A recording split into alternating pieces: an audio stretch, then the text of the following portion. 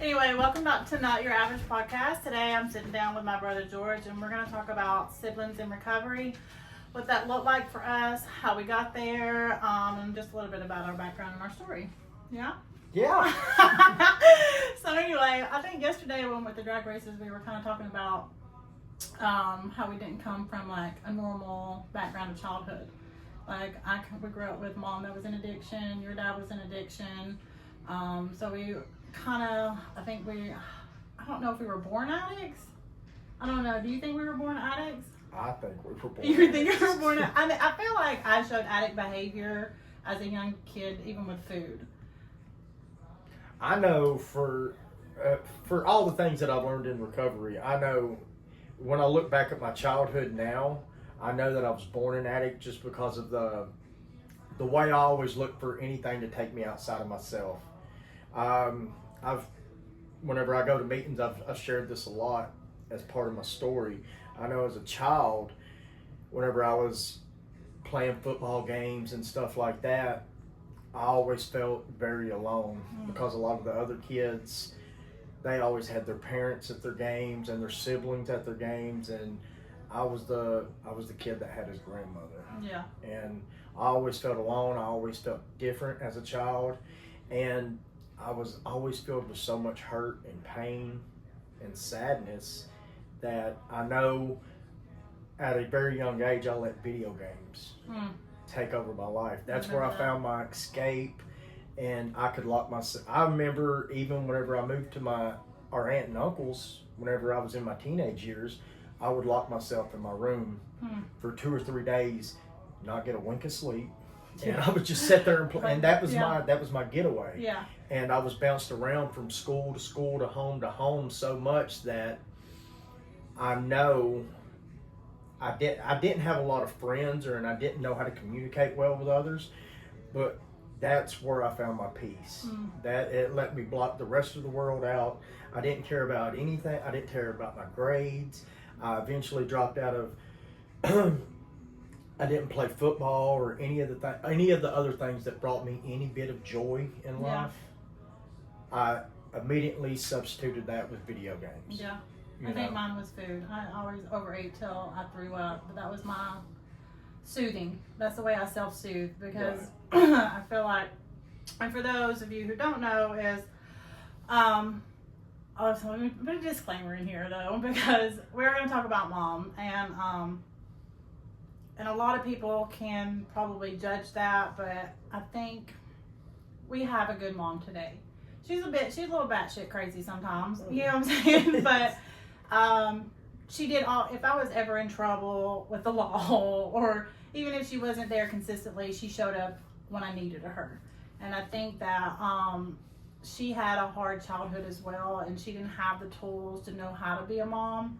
And I think she was also filling those voids. If somebody loved me, somebody take care of me, she just wanted to feel needed and loved.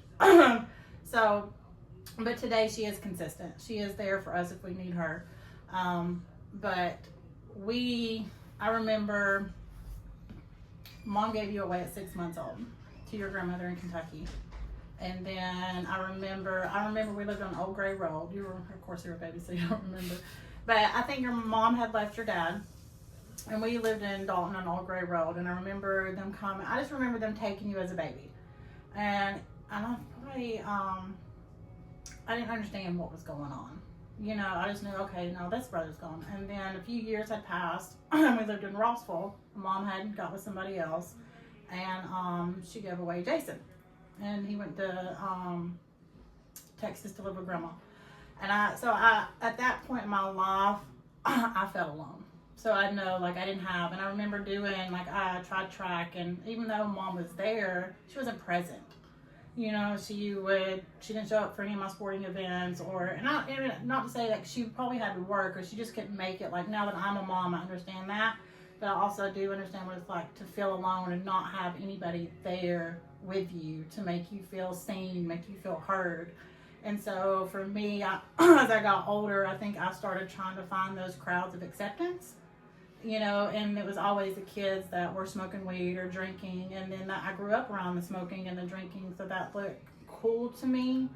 And I didn't care about my grades. I just wanted to hang out and be accepted. And then so I started going down the drug roads. And I think so my addiction took off at probably about 12. And then I think when did your addiction take off?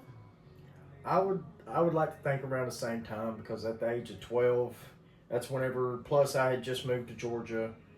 I was living with our uncle and aunt, and the acceptance thing you were talking about. Because I know for a fact, whenever I put the weed in my hand and a substance, people thought I was cool. Yeah. People then was like, "Oh, George, I can hang out with that guy," you know. And immediately, whenever I started putting drugs in my life, I was accepted by people. That love, that acceptance that I've always been looking for my whole entire childhood, I finally had it.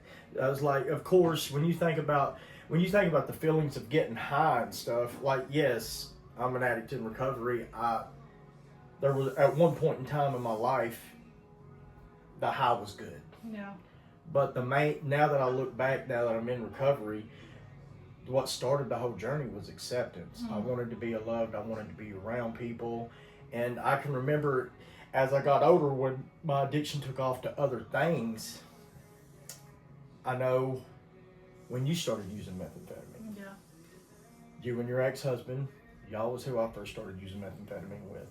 Why? Because I never had my sister in my life. And it was just because of our parents' choices. Yeah. A lot of our parents were in prison, and things like that. But for the first time in my life, I think you was, 24? Yeah. I might have been 18, 19. And now, for the first time in my life, I've got my sister that I've never really got to know my whole life, but I've always cherished and wanted that relationship. Right. So, you're doing meth. Hell yeah, I want to do meth. Let's party. Yeah, because we can bond. Yeah, we can have this bond. We can have that acceptance and that love that I've always craved my whole life. That at the time, and also I feel like I missed out on a lot with our other brother that passed away, because he was always in that lifestyle, and even though I didn't really know him that well, y'all were role models to me. Yeah. Usually, and you know, and it was like whatever y'all was doing is what I wanted to do too. Yeah. So whether that was a preacher or a drug dealer or whatever, that's what I wanted to do. Yeah. So whenever I got that chance to bond with you, that just carried me over into that. Yeah. You know what I mean? And I feel like for me, that's a 4-step. Because I do carry a lot of guilt. I don't as much today because you're in recovery and you're clean. Thank God for that. But also, I can look at hindsight as I carried guilt for that because I wanted my brother, as you know, I always wanted all my brothers with me. Growing up, I think siblings, if you know you have another sibling out there, you're like, why can't they be with me? Why? You know, it's because of our parents' choices. And, you know, your dad went to prison, our mom went to prison. So we didn't understand until we got older. And then we did bond. We did a lot of crazy stuff together, which are funny now. Right. Not so funny at the time, but they're funny stories that we can to reminisce on. But I think because I got into recovery later on, that I got to undo that. I got to show you, hey, this is what recovery looks like. This is what it's doing for me. And hopefully it looks attractive. And it eventually did. I mean, it took us a while to get you there. And I had to set boundaries because, after I got clean, I would relapse. Like, I was like, oh, my brother's using, I can go to my brother's house. And then you get into recovery and they're like, oh, you gotta cut everybody off and you can't go over there. And that's a hard one, especially for siblings, because I understand like friends and stuff. It was easy to cut them off. But when you have a relationship like ours where we didn't grow up together, you want to be around them. You want them in your life.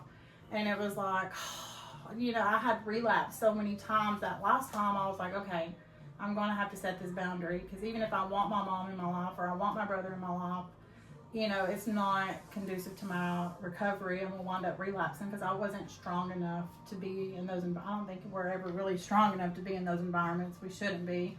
But So I feel like I got to making an amends in a way without having to make an amends. I don't know if that makes sense. It does. You know, Yeah. like, as I can feel proud. I was like, had I not gotten recovery, I hope you would have gotten recovery, but I'm glad that I took those steps to get in recovery, because it kind of opened the door that you can see that recovery works.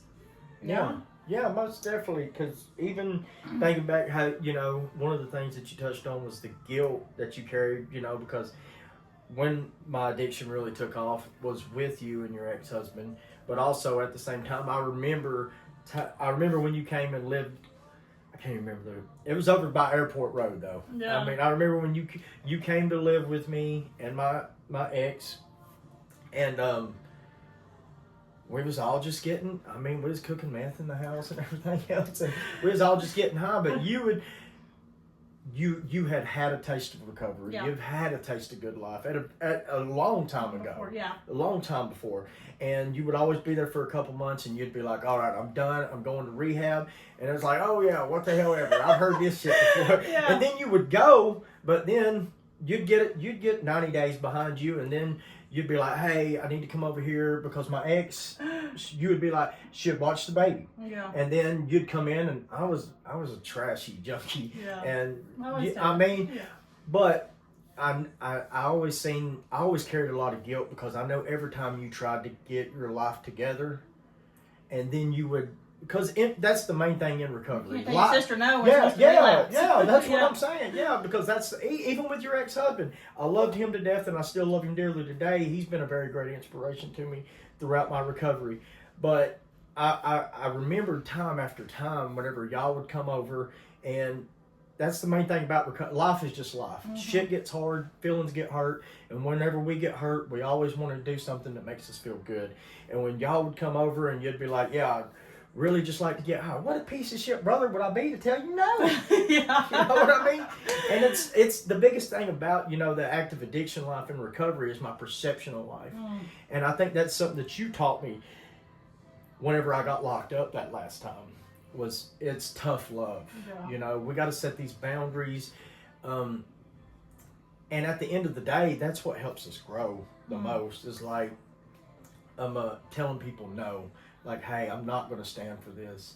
I remember even throughout my recovery, I wrecked my car and I called you, and I was just freaking, I was screaming on the phone because I get very hyper and everything else, and you was like, hey, shut up and call me back when you calm down, because you're not going to talk to me like this. Yeah. I'm like, what an asshole. You know what I mean? I Most of the regulation. yeah. It's like, hey.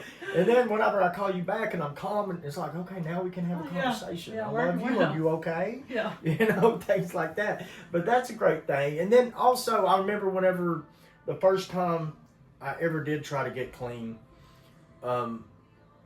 that's something that Jason, your ex-husband, told me he's like, I showed you how to get high. I showed you how to cook meth. He's like, I'm going to show you how to get clean. Mm-hmm. And that's whenever I first ever tried to go to meetings. And I wasn't really into it, but he opened up the basic text to me. He tried to read some, and it was just like the love. Yeah, everybody was welcoming and accepting Yes. at the meetings, which Yeah. you never forget. Oh yeah, most definitely. Yeah. So I mean, I can relate to a lot of the stuff that you was just going through right there. Yeah. I think even coming into recovery, we didn't know how to be responsible adults. We didn't know how to be adults, period. Yeah. I don't think we were taught any life skills growing up. I know I wasn't. I wasn't taught how to emotionally regulate, how to keep a job, how to do anything. Like, all I knew was violence, aggression, running, partying. Like, I just didn't know how to do, I feel like, any life skills that normal families are teaching their that grow their kids. kids up with. And then we get in recovery, and then, I'm acting out, and I don't know how to regulate my emotions, and even people are like, I was always the crazy girl. Everybody, Right. and I still think I carry that today of, I'm the one that's probably going to cuss somebody out. But I think we're products of our environment, but that's how we grew. We grew up in all of that chaos. It was, and I feed on chaos. Right. Even today, like, in recovery, like, I've had to make my circle smaller because I feel like when I'm around all the, because there's a lot of drama in recovery. I think that's everywhere you go, and you too. I think we both can feed on that, and that can stem from stem from our upbringing too. That I don't know how not to, and so that can become an addiction for me as well. Is that when you start getting those feelings like of adrenaline. Oh yeah, you know, I that can be an addiction for me. So drugs is a symptom of our disease. Most definitely. It is not. People think of addicts and they just think drugs, but it's drugs filled the emptiness and the voids and the destructive. It was the destructive force that made our lives worse. But we still have addict behaviors outside of the drugs. Yeah, most definitely. Once I take the drugs out of my body, I feed off. I love to gossip. I feed off of gossip. Mm-hmm. And and it's, I remember. I've told you about that. We don't need to gossip. But I love it. It fills that void. It does. It's our character defect that we talked about, and at least you own. I'm aware of my character defects today, and it's like and I hear someone say at a meeting quite often, and he was like, he said, if you're truly not willing to pray to your higher power to take that character defect away, then that must tell you that you really don't want to be rid of it. Yeah. And that makes a lot of sense to me because I find comfort in that gossip. Yeah. When I gossip about other people, it makes me feel better about who? Me. You know what I mean? And I remember when I was working with my wife, when we was working at, my wife was a manager at the Cajun Lady, when we'd work there, and by the time we get off work, we'd just be talking so much shit about this one person. And then my wife, she would always have to stop me, and she's like, stop, just quit. She's like, do you not see how this is just, because it's just like a drug. Yes. You say one little negative word about someone, then someone catches on to it, and before you know it, we're caught up in a whole hour of talking shit about one person. You know what I mean? But that's the disease of addiction. Well, I think everybody has that in the world, but for addicts, I think we can obsess over it. Yes, and take it to a whole world. Most people are like, hey, did you hear what so-and-so did? And they'll let it go, and we'll be on it for 3 days. Yeah, I heard about that. And we're on their Facebook, their social medias. I'm trying to find the mom or the sister. I'm trying to get I can still do that. Like, I can get the whole scoop. I'm telling my husband, I done found her mama. Let me tell you. Sick. And I have to, I'm feeding, my disease is manifesting in other areas of my life that I have to, and we've talked about the gossip thing, because for me today in recovery is I have a conscience, right? And I start feeling guilt and shame and remorse, and then I'm like, God, I shouldn't have said that, I shouldn't have done that, and then I obsess on it, and then I feel like, I owe this person an amends and an apology, and they don't even know I said anything, I had to step away from that behavior, or people who, and I've told you that too, I'm like, that's fine, just don't gossip to me, because you're working on yours. We'll just say you're working. Well, because you indulge in that. Yes, and I don't like the guilt and the shame. It's just like the drugs, right? Yeah. It's like doing drugs. It's like I'll start feeling all these feelings because I just want to be a good human. Recovery has taught me I genuinely want to be a good human today. Yeah. In order to do that, I have to really look at my character defects and be like, okay, I need to work on that. If it don't make you feel any type of way, gone. You know what I'm saying? Right, if it don't bother you, and your character defect isn't making you feel those feelings, and until it does, then great. Then it's still a character defect, but maybe you don't need to work on it yet. But for me, it can take me to a whole nother level. I had to identify, but getting into recovery, I think has changed us both. Into our bond. I feel like I do strive to have a stronger bond with you because our oldest brother did pass away. He was shot and killed by the police. Was it, how many years ago now? 16? I think it was 16 years ago now. But, so he never got to get into recovery. He never got, because he had a little taste of it, but he never really. He was at Providence for a while. Yeah. But so that we never got to mend those bonds, or he doesn't get to be here today to see us and grow. And so for me, our relationship is super important. And I don't know if that's for everybody, and I think it dives ours deeper because we have lost a sibling. And it's important that I spend time with you. We don't talk every day because I ain't got time on the phone every day. Yeah.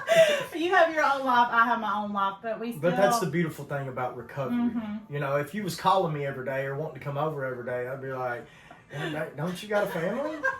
I mean, you're not taking care of some of the things that recovery is giving you. Yeah. You know what I mean? I'm obsessed on you and your life. Now, if I was still out there using, then by all means, be a play mother and want to do all these enable me. And I feel like I things can be like a mom to you sometimes. And I've always, even when I've went to meetings and I've shared my story, I've always even said that to people. Is in the middle of, I always felt like ever since, at a very I'd say 15, I've always had two different types of mothers. Yeah. Like, I love my mother to death. She's, like you said, we have a great mom today. Yeah.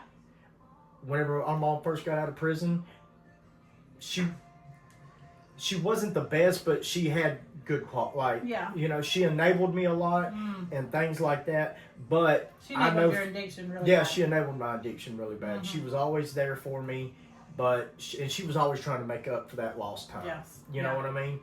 But I know if I went to her and I was like, "Hey, yo, I spent all the rent money on dope," she'd be like, "Okay, it's fine, y'all. I got it. She'll pay my rent." I know if I came to you, and there's the tough love mother, and I'm like, "Hey, I spent all the rent money on dope. Okay, it's good luck. Love you." Yeah, could be. I asked Mom that too. I was like, "Why do you enable George and do all this for him?" And she said, "Well, he don't have kids. Isn't it more important for you to pay my light bill so the kids can have the power?" Sucks to be you. I was like, "Okay, Mom, but it's whatever you say." But yeah. But anyway, go ahead. But it's things like that you can look. I mean, it's things like that we can look back on today because we are on the other side of the fence. Yeah. It is okay to look back at things like that, and because it is comical today. Yeah. And I think that's one of the greatest things about recovery is, I ain't ashamed of where I've came. I was at one point. Yeah, me I was too. very ashamed of where I came from. All of it. Whenever I go to work today, if people ask me about my life, I can be 100% completely honest and just be like, this is where I came from. This is how my journey began to where I'm at today. Yeah. And that, talking about character defects, because I do see things working in my life, I bump head. I always have issues with people at work. And I work with a guy, friggin' awesome. He's a great person, and I always have tendencies to snap on him. But throughout the day, I'm able to go up to him and I'm like, "Hey, I apologize for if I acted any way towards you today, I apologize." Yeah. And he's like, "Oh, no, I get it." And I'm like, "I get it too, and I'm just letting you know that's wrong." Yeah. And I apologize because you are a great person and don't deserve that. Yeah. And it's like things like that because I've always had issues with people I worked on, but I've always held. It's just like using a drug. It's like I hold that because I'm better than you at what we do and everything else. And it's like a competition. Yeah, it's like but since I've worked on some things, I can be like, "Hey, we are equal. Yeah. We all put our pants on the same way. We're here to make a paycheck to support what we got going on in our own lives." Well, also for me in the job area, growing up, I think because we grew up lower class. Very lower class. So when I started in recovery and if I got a job that I always wanted to be a manager.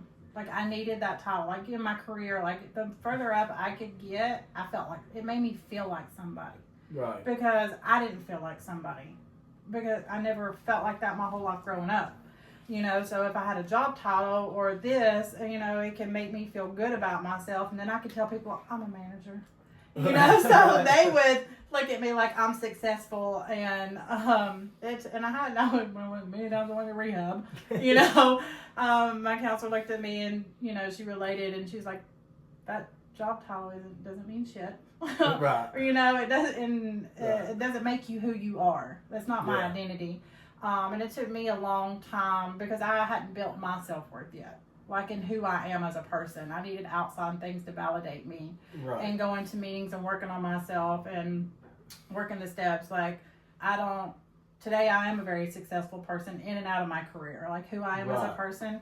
And I've had many titles, and some people don't need a fucking title. They're I'm like, I don't know how you got. You're not a leader, but anyway, it took me. But I'm grateful for the growth because it took me a long time to get where I'm at today in my headspace to realize, when you're first coming into recovery, we are seeking all these things to validate us, whatever it might be, men, Right. jobs, it doesn't matter. My kids, relationships, because we haven't built that self-worth deep down inside. And that's why when we start feeling unworthy, we will take that out on other people. Right. But when you feel worthy inside yourself, you don't act that way. Right. But I wanted, when you were talking, I was like thinking about healthy relationships because we weren't taught what healthy relationships look like. And a healthy relationships just isn't with your spouse, it's with your friends, it's with your kids, it's with your siblings. Like building those relationships is coming into recovery, and recovery has taught us how to be a better all of those things. Yeah. How does that feel with you? You talking about in relationships or like just today? Yeah, in all your relationships are healthy today. I would think that all your relationships are healthy today. With me, with your wife, I mean, even though me and you, we don't, our siblings, for example, even though me and you don't talk to each other every day, it's when we do see each other, it's not, oh, let me just unload all my bullshit on you. It's like, hey, life's good. Hey, how was this? And and we're able to go out and do things together because we are both in great marriages to where we're supported by our significant other, and even my relationship with my best friend. I remember when I first got clean, he was there for me in such a big way because there's a lot of history behind it that I ain't going to get into, but I think there at one point because he still drank and he still smoked marijuana and things like that, and the relationship couldn't. As my recovery progressed, I tended to pull away, but at the same time, I felt like I was I felt shame because I didn't go around him as much. Yeah. But at the same time, he always, whenever I did message him, he would always let me know. He's like, hey, you're clean. You got a wife now. You've got kids. You've got a job. I get it. And you're like, I'm a grown man. I got a wife and I got kids and I'm working on some things. Yeah. It's like, you ain't got to come over here and babysit my feelings. Yeah. He's like, I love you. I wish I could see you every day.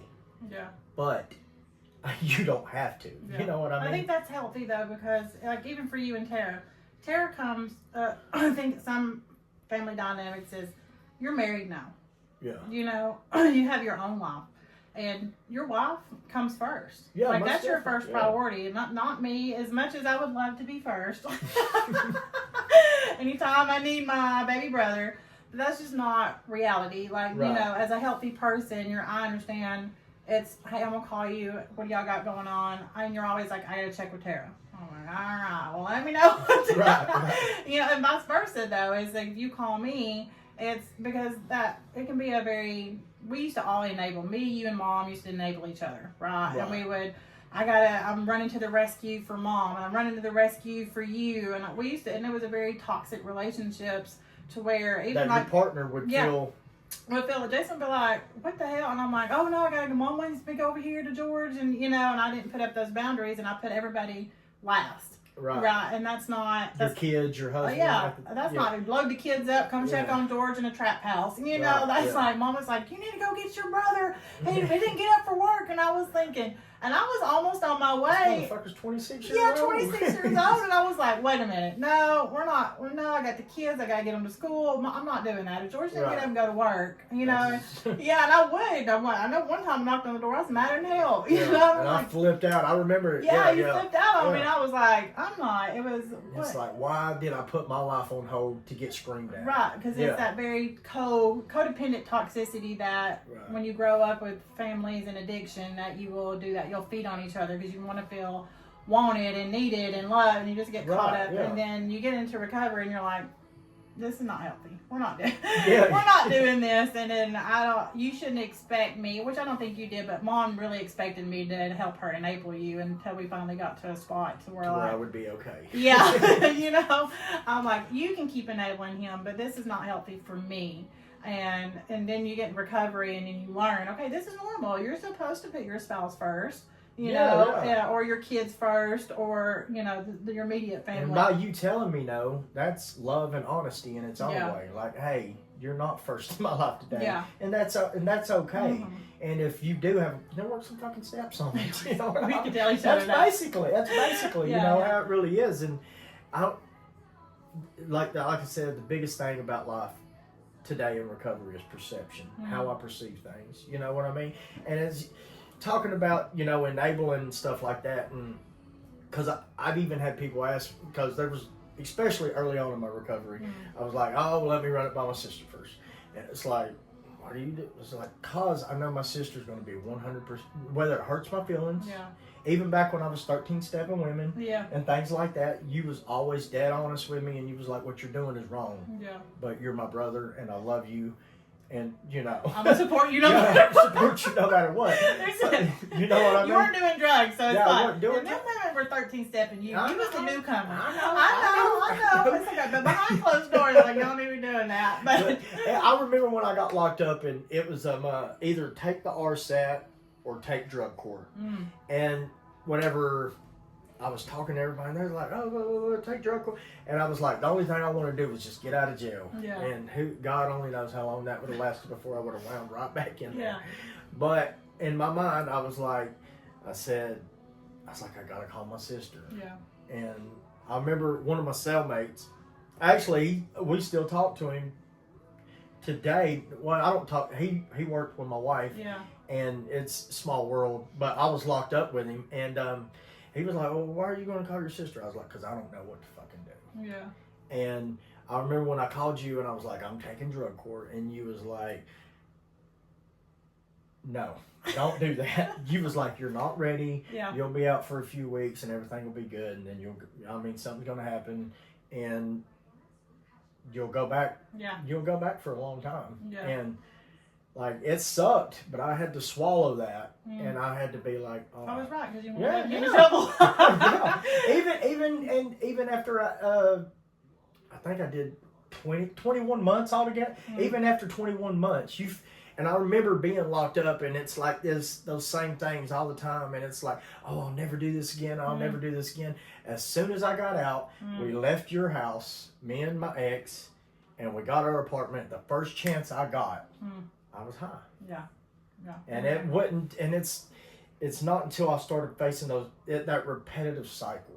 It's like get into a relationship, life's going not great, but okay, just okay enough for me in my sick way of thinking to be like, it's okay to get high again today because I'm successful right now. And I don't know, it's rough, but then looking at everything then to the way I live my life now. It led you here. Yeah, yeah, most definitely, because I look at my work, my relationship, and just everything I got going on in life today. It's beautiful. It's beautiful. But it's like, I don't know if it's just something that just clicked or if it's the work that I put into myself, but it's simple. Yeah. Because that's something that I always heard, first coming into the rooms, it's a simple way of life for complicated people. Yeah. And it's like after doing some work on myself and throughout my recovery, it's very simple. I always love the gift of desperation. Oh yeah. I think everything comes back, because me and CJ will talk about this too. It's like, I remember being in the dope house with a drug dealer, and I tried many times. You were there for that, and I remember praying to God. I was like, I don't want to live like this. I know a better way. I don't want to I hate this. And I just woke up. As the gift, I was desperate. I would do anything, and I did do anything, and that's when my recovery took off. But the gift of that internal turmoil that I felt, that shame, and because I kept doing the same cycles. I would get clean, and I would get a little bit, and we would do good, and then we would relapse, and then we would get clean, and we'd do a little, and and I don't know about everybody else, but I feel like for me, it's the only life I knew. Right. As I grew up in addiction my whole life, everybody around me done drugs. Your grandmother sold pills. Our mom was a drug dealer. Your dad was a drug dealer. Everybody done some kind of drug all throughout our lives, and that's all I knew. And I thought, and me and my husband has talked about this too, is I thought that was going to be my life. That's what I was born into, and I just wasn't never going to be anything. I didn't know how to be anything. I didn't have an education. Like, I was just unworthy. Those statistics of what you grow up in. Right. You're normally a product of your raising. Yeah. And so the fact that we as siblings can sit here today, we beat the odds. I feel like statistically. That's why we're going to Vegas this year. You're not going to beat those odds. But, and that's amazing. But that's the bit. Who would have thought that you would be going to Vegas? Who would have thought I went to California? Who would have thought that I would have a successful job? I couldn't have fathomed that our lives would be where we're at today, that you would be in a healthy relationship. I would be in a healthy relationship. Like, I just didn't think this life would be in the cards for me. Yeah. So, and I know that there's probably a lot of addicts out there who come from the same dynamics that we come from, and they probably think, I can never be that. I can never have that. But that's just not, I think that's a lie that we tell ourselves because we don't know how to get up out of that. Well, that mindset. The disease of addiction is manipulation, point blank. And I think, am I great at manipulating other people? Yes, I am. But most importantly, I manipulate myself. Yeah. And it's so much to the fact as, I find comfort in the lies. Not that I tell other people because that makes me shit. We love self-pity. Yeah, because that makes me feel shitty today. But I love lying to myself and telling myself, like, I was even after we left the races, and I know you've been on my ass about it for God knows how long. My wife's been on my ass. Always talking about going back to school, getting an education. Because you're smart. And we was on the way home, and we got stopped in traffic over in Ooltewah, and I was like, I don't know, it's just throughout life, I'm not just going to say recovery, but today when I reached that plateau, I'm like, what else can I do to get better? And last night was the first time I've ever had a conversation with my wife about going back to school. Yeah. Usually you were like, not everybody wants to go back to school, sis. And I'm like, I'm making $22 an hour working 80 hours a week. Yeah. Which is fine. If you're content, you're happy, or anybody that's content. And that's what my wife's telling me. She's like, as you get up, like, your body's going to wear out. I'm not a freaking robot, you know? And it's like, there is more. What is the next step? What's your goal? Set a goal. So, and that's the main thing, Yeah, but I think that, and like, you tell yourself that you're not smart enough. Like I did when I took my GED those times and I failed, and then I would take it and then I failed, and I'm just like, okay, I'm done. I'm just never going to be anything. I'm still going to, might as well get high. Hell, what's the point? You know what I'm saying? I'm always going to work these shit jobs and struggle to pay my bills. I mean, why not just get high? Right. That's how I felt at the time. That's stupid thinking because you still should struggle and pay your bills and just not get high. But our disease will tell us what's the point. Yeah. And then finally I got to a place in life, I'm like, worked on that worthiness and being smart and putting in, I might have a learning curve, but it can be done with a little bit of extra work, and nobody wants to put in the work, but it's worth putting in the work, know? Exactly, and I feel like you are very smart, that you could go to the next level, but you have to believe in yourself and not be complacent and do the work and that because what is success without failure? You know what I mean? Yeah. And that's a real thing, but as you were saying, like, as you keep trying to progress through life, I mean, every journey you go through is going to have a struggle. Yeah. And I think that's when you do reach the top of that. That's whenever, but anything I do in life, I know a couple of years ago, I was like 240 pounds. I was really overweight. I was like, you know what? I want to go to a gym. And today I'm very happy with myself. Yeah. And the progress I have made throughout just the gym. But for the past it was a struggle. I mean, and did I do things all the right way? Probably not. But And I remember when I first started, I was going in and I hurt my shoulder and I wasn't able to go to the gym. And I was like, it's the stupidest thing ever, and blah, blah, blah, blah. But then all of a sudden, like, I don't let that beat me down. Yeah. And I got to have that same perception in anything else I do because I set a goal. I was like, I want to lose weight. I want to get muscular. I want to do these things.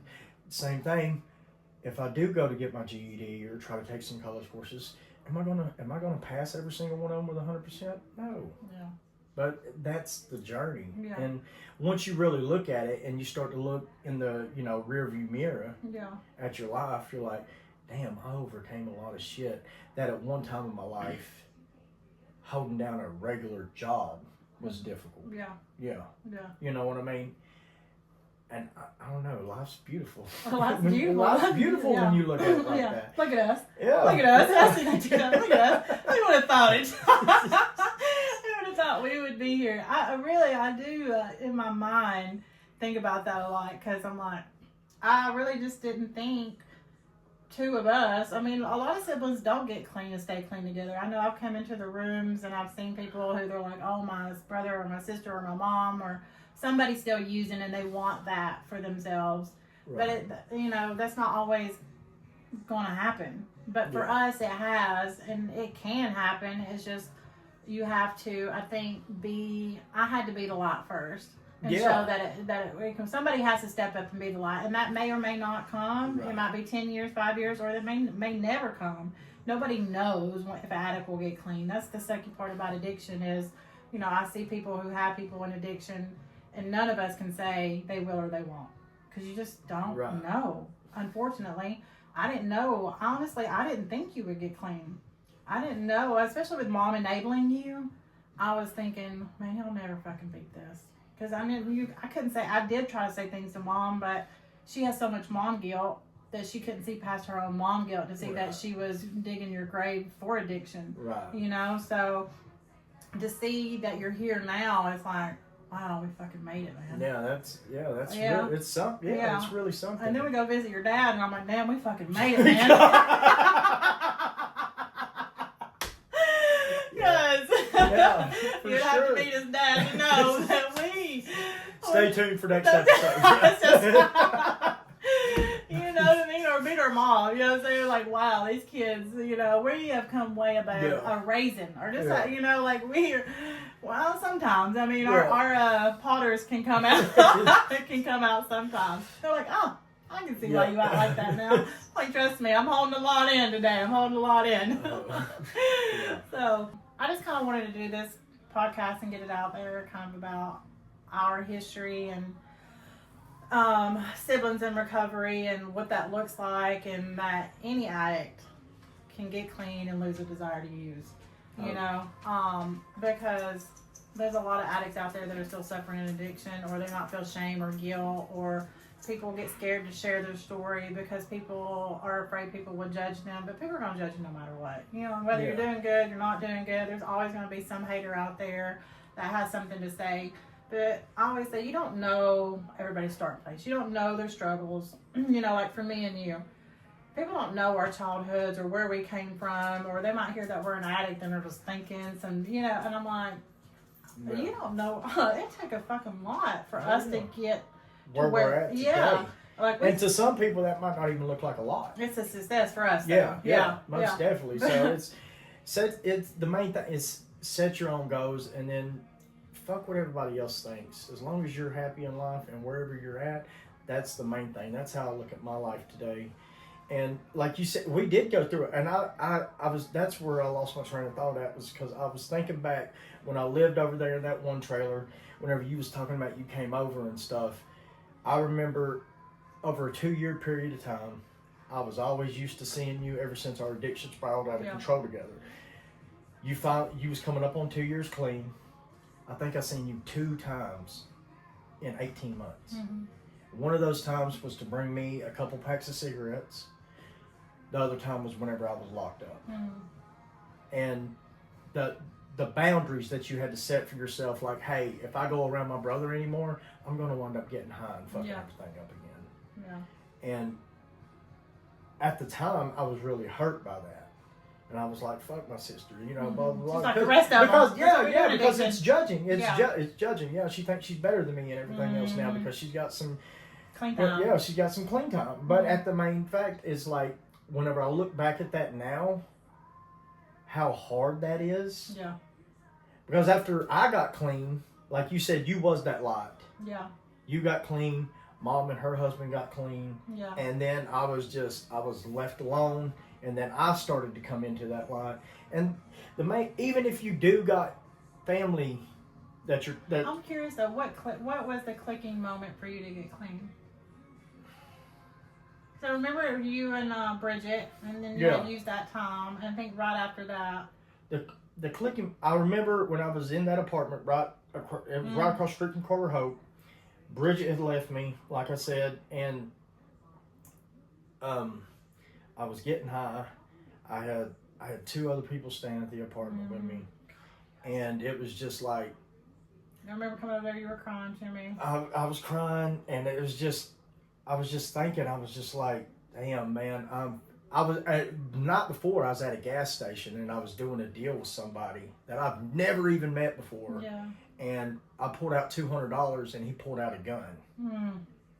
And I was like, what the fuck? Yeah. He was like, oh, I'm just messing with you.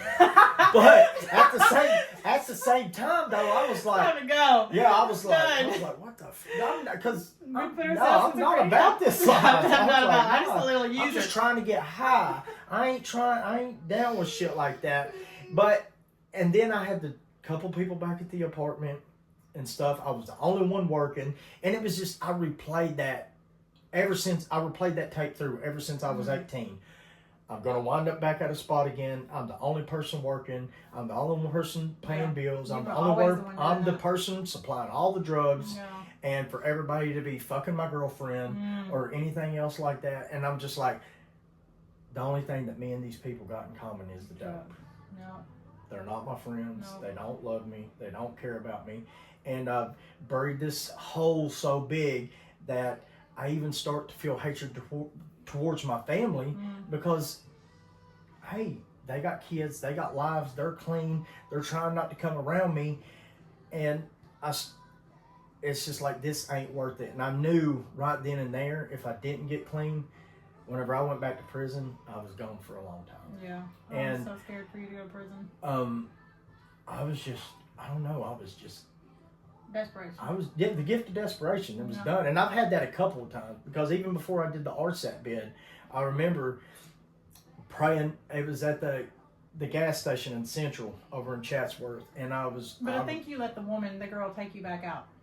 That was most definitely. I think you can have the gift of desperation, but a relationship or a woman can always draw you back in. Yeah, most definitely. Or a man. It doesn't matter. It doesn't, yeah. But I remember sitting in that gas station and I was just like, I couldn't even hit myself no more, and I was crying, and I was like, please God, just help me get clean. Yeah. Because I think I even called you earlier that day, and I was like, Mom just kicked me out, blah, blah, blah, blah, and you was like, you always got a place to stay, just, no, there's no drugs. Yeah, can't do drugs. Just and no you were drugs. Like, all right, never mind. Yeah. But I remember I prayed to God that night, and I was like, at the time, I was like, whenever the police, I took some money in there to pay for some gas, and the guy behind the counter was like, this is fake money. Called the law. I was on probation, everything else, and it was like 2:00 in the morning, and I can't even remember what I told the cop, but he knew I was full of shit, and I went to jail that night. Whenever I went to court, because they was coming at me with a straight 8 at first. Yeah. That was my first plea deal, and I was just like, what the fuck, God? Yeah. This is not what I was asking for. Yeah. But I got out of it with an RSAT bid. 21 months down the road, looking back at that was the way God had delivered me from addiction. Yeah. Now, did I fall back whenever I got out? Yeah, I fell back, but I seen that same cycle. Like, I'm with somebody, I fucked everything up again. I got a house full of people that I don't even like. They don't even like me. Yeah. I'm just supplying all the drugs. And I'm, 31, 32 at the time? Time to grow up. It's time to make a change. Yeah. And I think just that gift of desperation just blossomed into something else, and it was like I knew it worked because I seen everything it's done in your life. I seen what it was doing in our mother's life.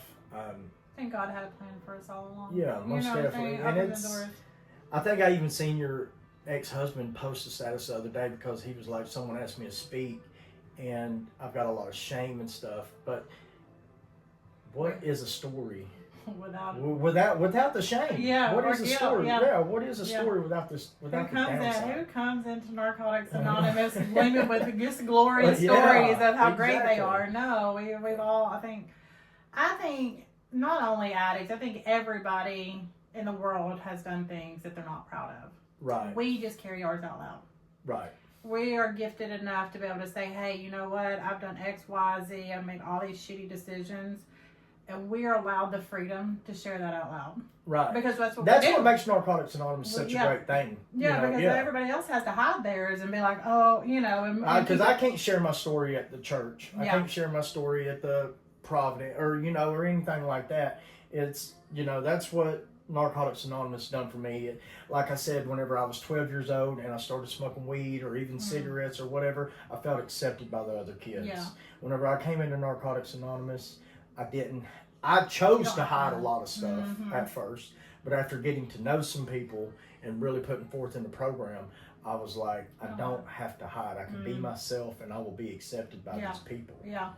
And that was... There's nothing in there that we could say that somebody hasn't, another addict hasn't done. Yeah. And that's a freedom in itself that you don't feel judged or put down like, I would never, and you're like, oh girl, I've got you beat. It's more like, you know what I mean? I've had women tell me stuff, I'm like, oh girl, that ain't nothing. Let me tell you what I did. And they're like, oh, and you're like, okay, good, let's work the steps. Let's get on with it. Like you don't have to feel that, because I think what I've done in addiction or even before addiction, all of those things that I've done isn't who I am.